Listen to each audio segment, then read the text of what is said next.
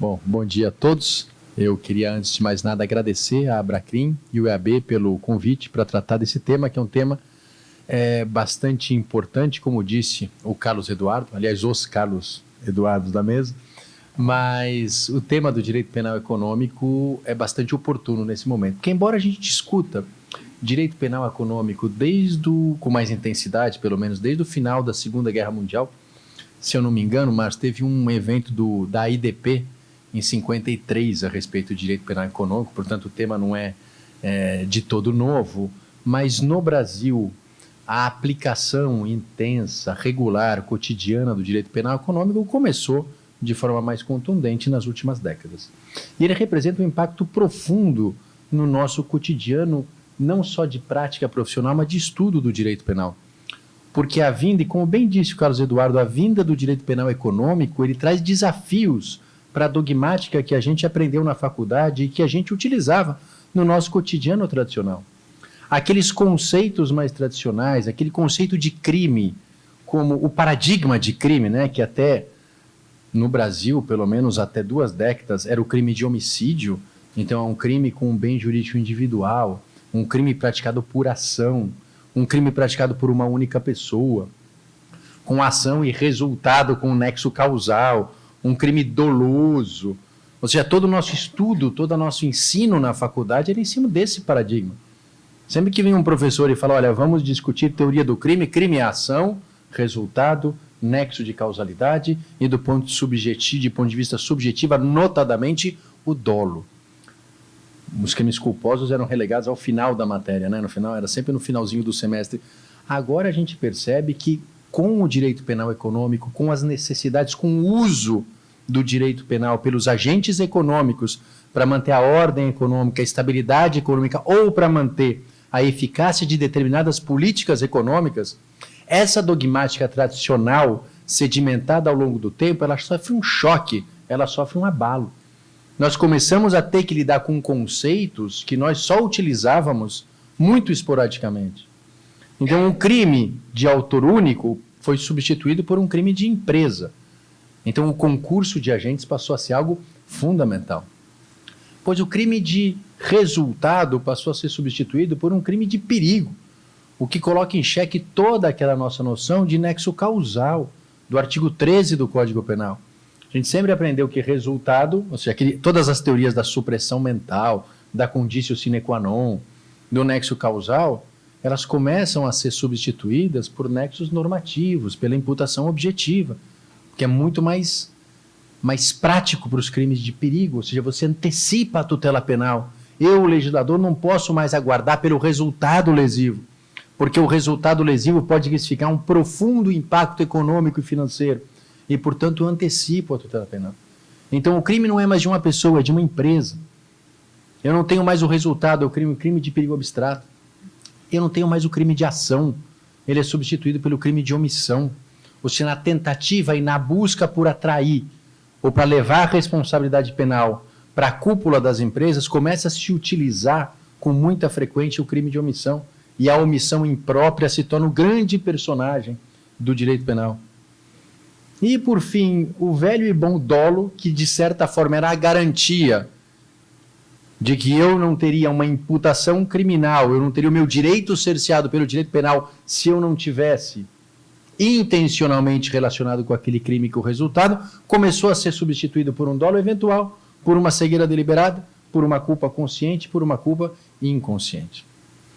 Então, ou seja, todos aqueles princípios dogmáticos, aquelas âncoras dogmáticas que sustentavam o nosso direito penal tradicional, o direito penal que a gente aprendeu, o direito penal que, de certa forma, embasou o nosso Código Penal e a parte geral de 84, hoje são colocados em xeque.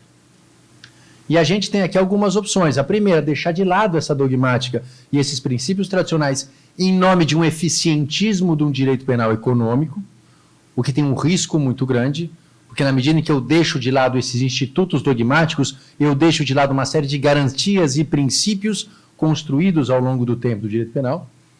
Mas, por outro lado, eu também não posso ficar no imobilismo defendendo uma dogmática penal clássica que, de certa forma, era muito eficiente para combater o direito penal das classes mais baixas, mas não nos dava instrumentos para a gente, de certa forma, cometer os crimes econômicos, que também são muito graves e que merecem combate, das classes mais altas. Então, o nosso desafio aqui, por isso que eu digo que é muito oportuno essa iniciativa do IAB, queria cumprimentar também o Francisco aqui, é muito oportuno que a gente possa fazer algumas reflexões sobre como isso vai impactar e quais são as propostas e alternativas para que a gente possa incorporar na nossa dogmática alguma flexibilização que permita o combate mais eficaz aos crimes econômicos, sem abrir mão dos princípios que, de certa forma, limitam, impedem ou restringem o direito de punir do Estado. Esse é o nosso desafio, essa é a nossa questão, e eu acho que é para isso que todos nós estamos aqui desde 50 anos, Carlos Eduardo, e continuamos com esses desafios, mas hoje de forma muito mais premente. E o que eu queria falar aqui hoje, nessa palestra de abertura, era justamente isso. O que aconteceu nesses últimos 20 anos que trouxe o direito penal no Brasil para ser, de certa forma, o ator principal, não em número de processos, que a gente sabe que o número de processos é muito maior de roubo, furto, tráfico de drogas e assim por diante, mas em importância de impacto na jurisprudência, na dogmática e na doutrina. Porque quando um Supremo Tribunal Federal, na ação penal 470, ele traz uma decisão a respeito de gestão fraudulenta, de gestão temerária ou de lavagem de dinheiro, isso impacta toda essa infinidade de processos que nós lidamos durante todos os dias, e não só na área econômica. Quando o Supremo Tribunal Federal discute um crime econômico e discute, por exemplo, questões importantes e relevantes sobre concurso de pessoas, domínio do fato, cegueira deliberada, ele trata disso numa ação, num caso de direito penal econômico. Mas isso certamente tem impacto nos crimes de tráfico de drogas, no crime de roubo, no crime de furto. Porque quantas vezes nós não vimos esses institutos que foram trazidos de certa maneira, inconsequentemente, ou sem o devido cuidado para a nossa dogmática, e importados sem a devida cautela, isso ser utilizado com muita frequência em ações criminais na primeira instância, em vários lugares. Então, a importância do direito penal econômico não é pela quantidade, mas sim pela capacidade de formatar a jurisprudência que, de certa forma, orienta a prática judicial cotidiana. Bom, diante disso, o que a gente tem a partir, vamos dizer, a partir da crise do Estado Liberal, não quero voltar muito no tempo, vamos começar aquelas, parece que a gente começa falando do Código de Hammurabi, não faz sentido nenhum, mas enfim, se a gente voltar um pouco no tempo, a gente vai ver que no começo do século XX, o nosso direito penal era um direito penal clássico, era esse direito penal do homicídio, era esse direito penal do bem jurídico individual, do crime de resultado. Era um direito penal que, de certa forma, interferia muito pouco na ordem social, a não ser em situações de última ratio, a não ser em situações muito extremas. Mas, com o aumento da criminalidade no começo do século XX, com a urbanização, com os problemas da falta de regulamentação da economia, que acabaram levando à crise de 29 e a uma série de problemas, nós percebemos que o direito penal no mundo começa a prestar atenção para essa área econômica. Direito penal no mundo começa a tratar da questão dos cartéis, da questão da gestão fraudulenta de instituições financeiras, de uma série de atividades que impactavam a economia. Donde que, eu não preciso aqui repetir que todo mundo que estuda direito econômico conhece, é nessa época que surge a expressão do Sutherland do crime de colarinho branco. Ou seja, surge essa percepção do direito penal que não basta só cuidar daquela criminalidade violenta, daquela criminalidade de sangue, há uma criminalidade econômica que impacta também o funcionamento da sociedade. E para trazer um pouco aqui o funcionamento da sociedade, que eu sei que a sociedade de risco será discutida depois, mas se eu quero manter uma certa ordem social e econômica, eu também preciso, inclusive através do direito penal, me ocupar da economia. E não é à toa que já na época de Getúlio Vargas, surge a Lei de Economia Popular, surgem as primeiras leis de combate aos cartéis, leis criminais.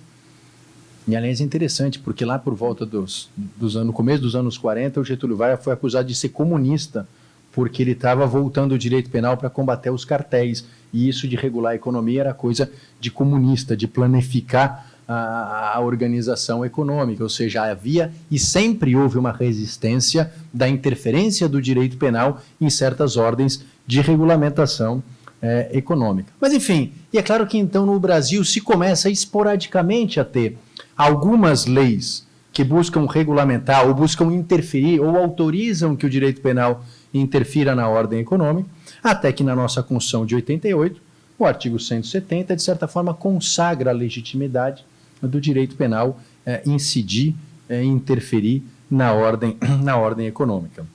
E aí a gente tem um novo paradigma, porque o legislador, a partir de então, se sente autorizado de forma muito mais contundente a tipificar condutas contra a ordem econômica. O judiciário começa a desenvolver institutos de interpretação de leis nessa seara, e a nossa dogmática, então, começa a sofrer uma interferência muito grande dessas novas leis, dessas novas interpretações judiciais que, como eu disse no começo, colocam em xeque institutos com os quais nós estávamos, de certa forma, confortáveis até então.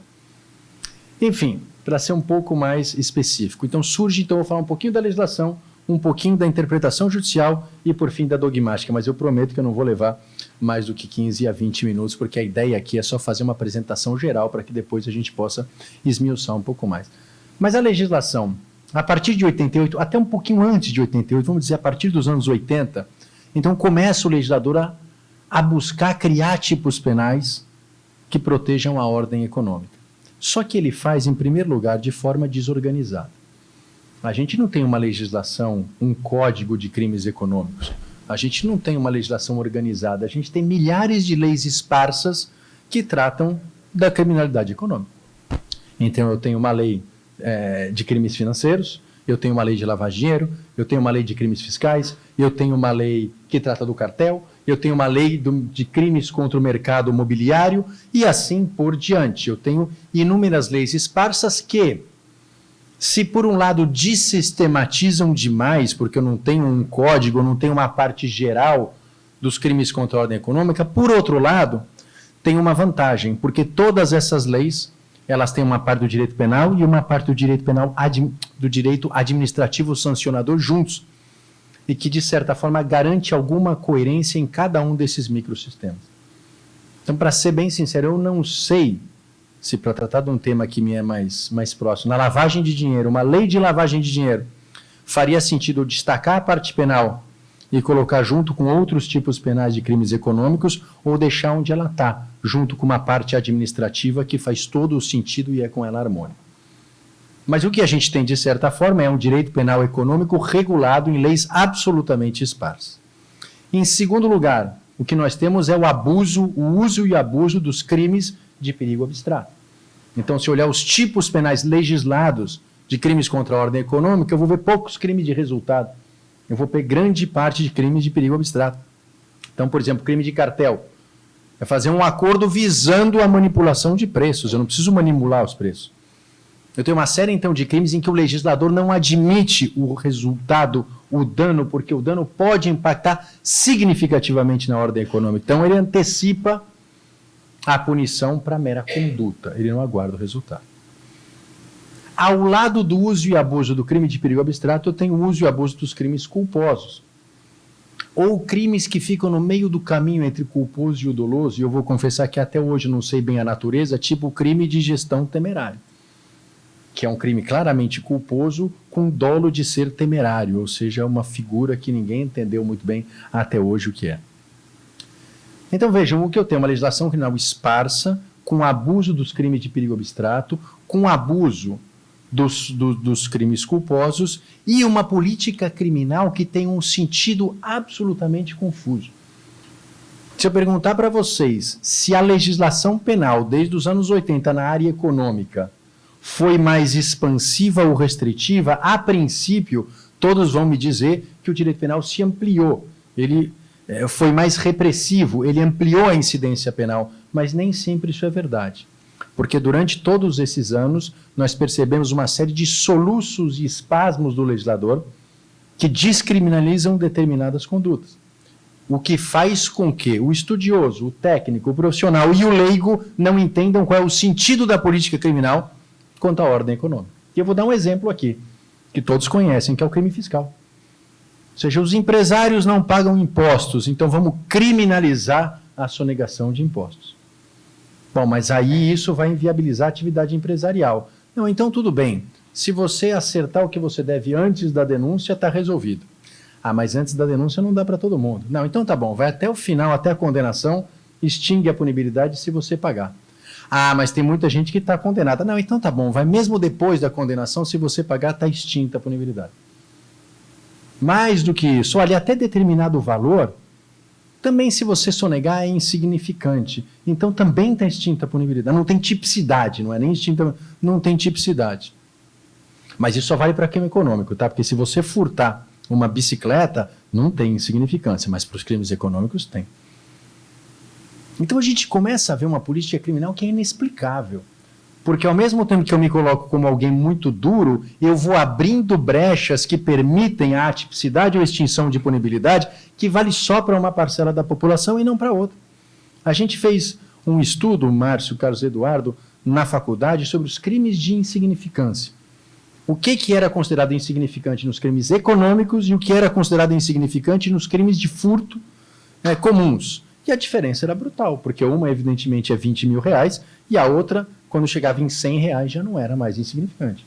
A gente não entende isso, o leigo não entende isso, o sujeito aqui da esquina não entende isso, isso faz com que o direito penal perca a legitimidade. E veja, eu não quero acabar com a insignificância para o crime tributário, eu quero aumentar a insignificância de todos os demais para isso. Ok? Mas, enfim, e por fim, só para terminar essa parte da legislação, além de uma política criminal muito confusa, toda essa legislação é pautada pela imprecisão dos tipos penais. Além de usar crimes de perigo abstrato, além de usar crimes culposos, eu trago tipos penais absolutamente imprecisos, absolutamente em aberto. Então eu ponho a gestão fraudulenta. O que é gestão fraudulenta? A gestão temerária. Eu tenho aquele tipo penal da Lei de Crimes Ambientais, do artigo 68, que eu acho que todo mundo aqui, quando vai falar de imprecisão, usa esse exemplo na faculdade, que é deixar aquele que tiver o dever legal de fazê-lo, de cumprir a obrigação de relevante interesse ambiental. Ou seja, qual é a taxatividade disso? E mais, isso me gera um efeito, e um efeito muito interessante. Porque na medida em que eu, legislador, faço tipos penais imprecisos, pouco taxativos, pouco claros, o que no fundo eu gero como consequência? Eu acabo transferindo ao Poder Judiciário a tarefa de preencher esses tipos penais, de dar interpretação desses tipos penais. Então eu digo, olha, é crime a gestão temerária de instituição financeira. O que é temerário? É o Judiciário que vai resolver. É o Ney Belo, lá no Tribunal Regional Federal, que vai dizer o que é temerário, o que é fraudulento, o que é relevante obrigação ambiental. E ao tomar essa decisão, no fundo, o que o magistrado faz? Toma uma decisão política. Porque é ele que vai definir quais são os direitos, os limites do direito penal e a política criminal naquele setor. E ao forçar o juiz a tomar uma decisão política, o que eu estou fazendo? De certa forma, eu estou incentivando a politização do Poder Judiciário. E não é à toa que hoje a gente fala em ativismo, não é à toa que a gente hoje fala que o Poder Judiciário se politizou. É porque, no fundo, eu estou abusando e usando de normas indeterminadas. Ou seja, eu, legislador, deixo cara que o Poder Judiciário preencha de sentido determinadas normas. Ao fazer isso, ele toma uma decisão política e, ao tomar uma decisão política, claramente ele se politiza. E, evidentemente, ele toma gosto pela coisa. Então, enfim, essas são as características principais. A gente podia aqui ficar falando há muito tempo, mas as características principais dessa legislação dos crimes econômicos. Então, é o uso de crimes de perigo abstrato, o uso de crimes culposos, o uso de tipos penais absolutamente imprecisos e uma política criminal inexplicável e injustificável do ponto de vista de orientação política, ou pelo menos do ponto de vista de isonomia. O que isso impacta na nossa dogmática? Eu já caminho aqui para a minha conclusão. Toda essa nossa legislação, mais uma vez, eu quero destacar isso, coloca em xeque todo o nosso arcabouço dogmático, todo aquele sistema de teoria do delito que a gente estudou na faculdade, que a gente aprendeu, que está nos manuais e que, de certa forma, conforma a nossa legislação penal de parte geral. Então, mais uma vez, aquele crime paradigma que era o homicídio, que é a base da nossa legislação, deixou de ser homicídio. Quando a gente fala em direito penal econômico, qual é o paradigma hoje? Não é mais o sujeito que atira no outro. É o empresário que, por omissão, deixa com que os seus subordinados criem uma estrutura que, de certa forma, de maneira imprudente ou negligente, resulta em uma lavagem de dinheiro, ou em um crime ambiental, ou no rompimento de uma barragem e assim por diante. Então, ou seja, qual que é o paradigma do crime econômico? É o crime de omissão culposo praticado dentro de uma empresa. A grande questão é se a nossa dogmática tradicional dá conta de enfrentar essa situação. Se os nossos instrumentos dão conta. Porque eu vou para o Ney Belo e digo, Ney Belo, está aqui o código, você tem que trabalhar com o conceito de dolo, o conceito de autor, o conceito de nexo de causalidade do artigo 13. E com isso você vai ter que resolver o problema do rompimento da barragem, quem que é o responsável? Você vai dizer, bom, mas calma lá, artigo 13 aqui não funciona, omissão aqui não funciona, dolo aqui não funciona. O que é que eu faço com esses conceitos? E aí, evidentemente, eu vou ter que interpretar, reinterpretar, relativizar alguns conceitos. Então, o conceito de nexo de causalidade, só há crime se eu causei o resultado. Como é que eu trato disso num crime de perigo abstrato? Em segundo lugar, o conceito de autoria. Veja, eu tenho uma empresa, a empresa causa um desastre ambiental com a participação consciente do seu chefe. Que conceito de autoria que eu vou usar para responsabilizar esse chefe? O conceito formal de autoria não se aplica, porque o chefe não fez nada, ele ficou parado. Teoria do domínio do fato também não se aplica, porque pela teoria do domínio do fato ele é um mero partícipe. No pior das hipóteses, ele é um partícipe. Então, qual é a única forma de eu conseguir, dentro do direito penal econômico, chegar na cúpula de uma empresa? Através do crime de omissão. Eu tenho que dizer que o chefe daquela empresa, o CEO daquela empresa, o dirigente daquela empresa tinha o dever de garantir, de evitar aqueles resultados, não agiu, não impediu o resultado e, portanto, ele é responsável. Mas percebam aqui o twist que eu preciso fazer no nosso conceito tradicional de omissão. Porque quando eu chego na faculdade e vou dar aula para os meus alunos e eu falo de omissão, eu uso salva-vidas. Eu falo, olha, o salva-vidas está lá sentado e o dever de garantir dele é impedir que as pessoas morram afogadas. Tem um espaço muito claro, um feixe de responsabilidade muito claro e um dolo muito claro. Ele está vendo a pessoa se afogar, mas ele sabe que é filho do inimigo dele e, portanto, ele quer que o sujeito se afogue. Esse exemplo é ótimo. Só que agora eu quero ver a gente resolver quando eu tenho uma empresa gigante que causou um desastre ambiental. E o sujeito é o presidente da empresa. E ele delegou as atribuições para outras pessoas. O presidente da empresa é garante de todos os resultados danosos da empresa? Ele tem que evitar todos os resultados danosos da empresa? Ainda que ele tenha, quando ele delega essa função para alguém, essa delegação significa a transferência desse dever de garantia por completo, ou ele fica com o resto do dever de garantia? O dolo dele tem que ser em relação ao que exatamente? Vocês percebam que essas questões não estão lá no artigo 13, parágrafo 2º do Código Penal. Eu não consigo usar o artigo 13, parágrafo 2º para tratar dessas questões mais complexas. Então esse é um desafio que a gente tem.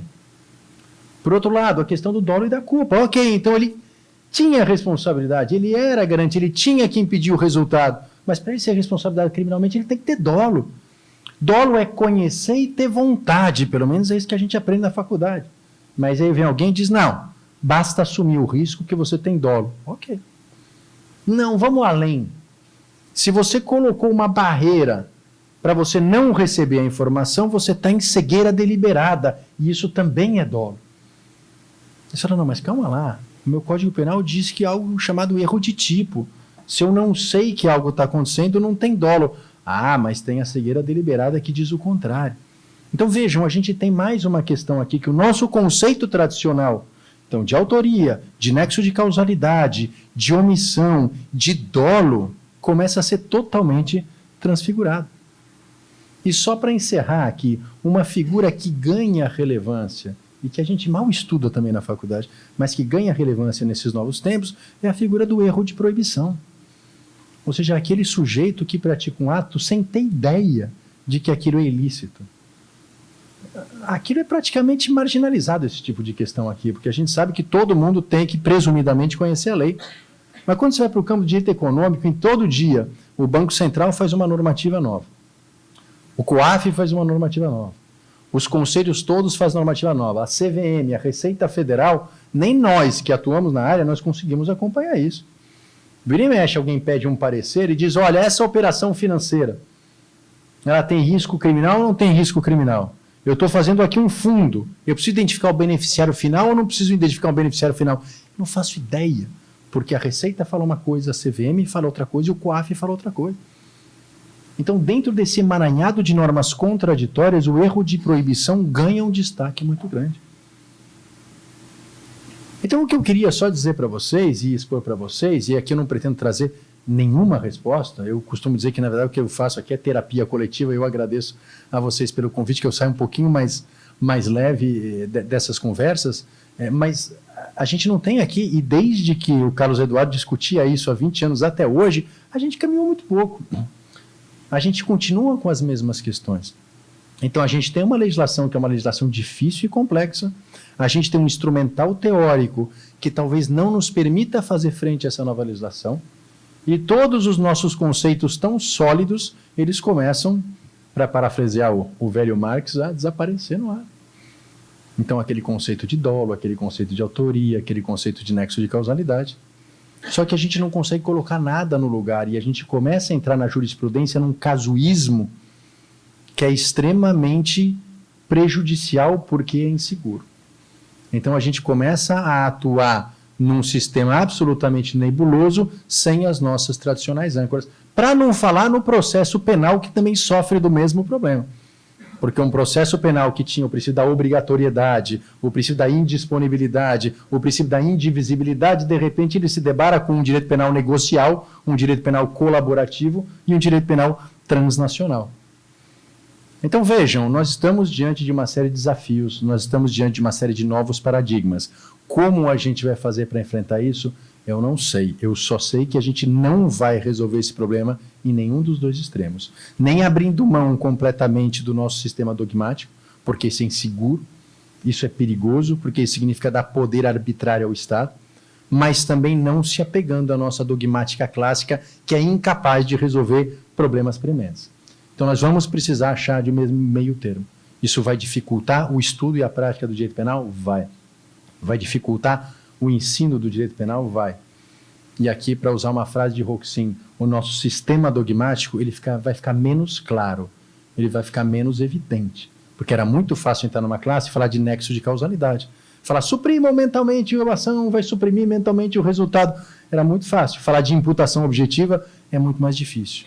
Mas se a gente não enfrentar essas questões, não estudar esses novos conceitos e não propuser alternativa, a gente vai deixar os magistrados sem um instrumental teórico capaz de fazer frente a essas novidades. E sem isso nós vamos cair num casuísmo que, como eu disse, é perigoso e é inseguro.